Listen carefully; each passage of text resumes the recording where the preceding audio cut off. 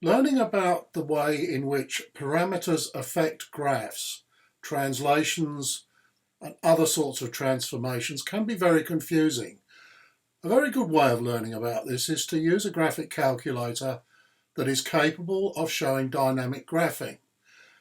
This is a Casio graphic calculator, and if we choose DynaGraph option 6, we will be able to see how the parameters affect the shape of the graph, the position, and so on.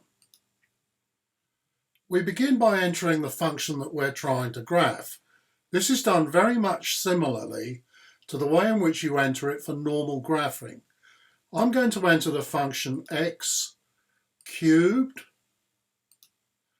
Note that you have to get the cursor out of the index, plus alpha a.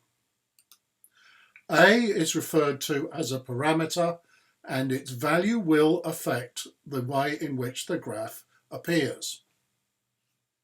Having entered the function that you want, and of course checked that it is the function that you want, press the exe button and you will get to a second screen.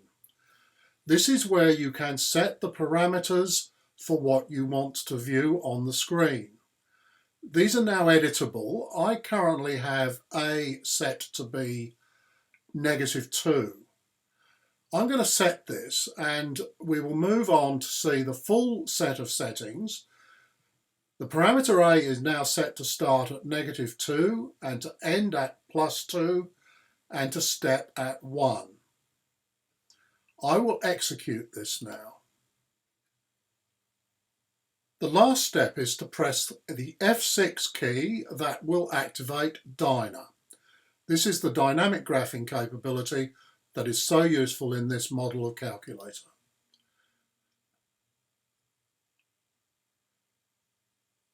What you can see now is the calculator is stepping through the various values of the parameter A.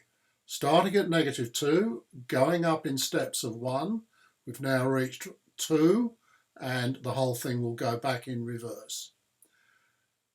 This illustrates very clearly the connection between the value of the parameter A and the vertical position of the graph.